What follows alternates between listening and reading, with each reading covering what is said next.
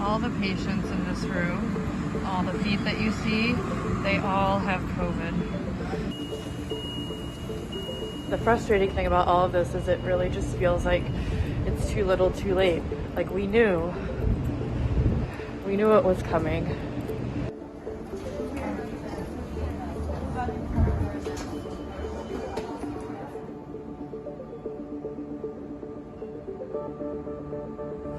Today is kind of getting worse and worse.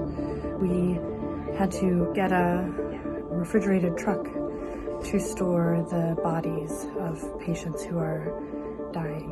We are right now scrambling to try to get a few additional ventilators or even CPAP machines. If we could get CPAP machines, we could free up ventilators for patients who need them.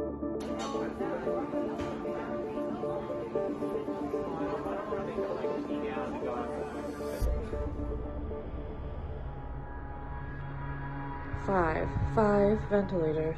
Oh my God.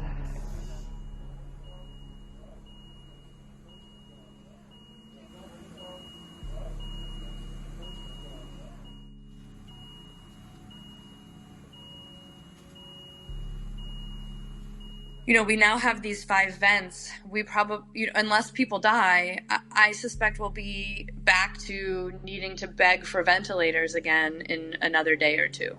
There's a mythical 100 vents out there, which we haven't seen.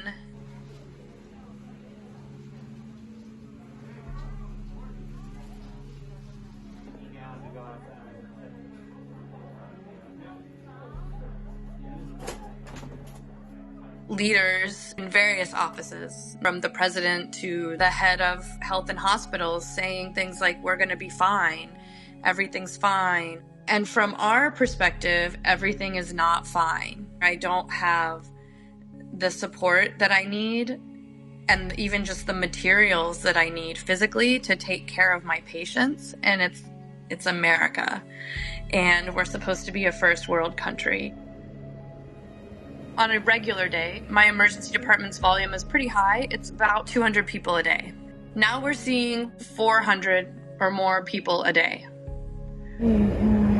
At first, we were trying to isolate patients with cough and fever and be more careful around them, but we weren't necessarily being extra careful around all the other patients.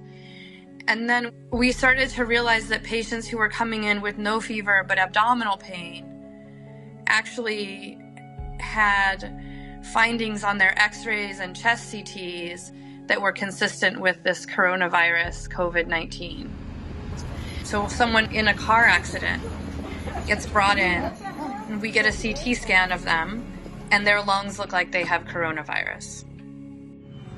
We were seeing a lot of patients who probably had COVID, but we didn't realize.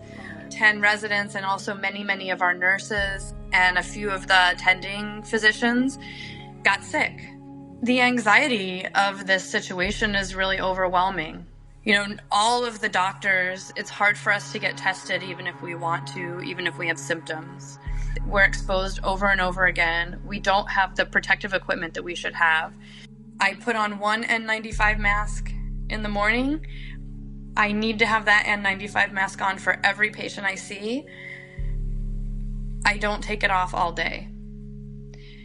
The N95 mask I wore today is also the N95 mask I wore on Friday. We're always worried that we'll be out of N95 masks.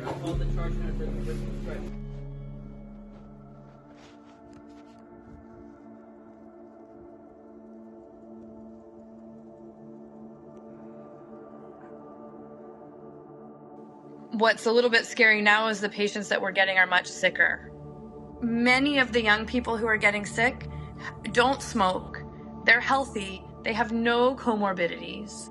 They're just young, regular people between the ages of 30 and 50 who you would not expect to get this sick.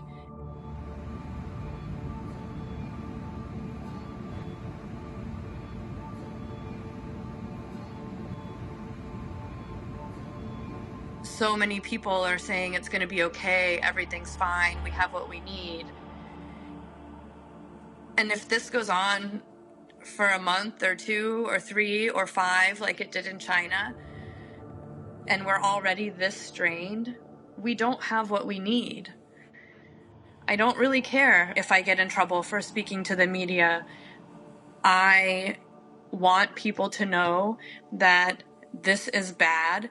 People are dying. We don't have the tools that we need in the emergency department and in the hospital to take care of them. And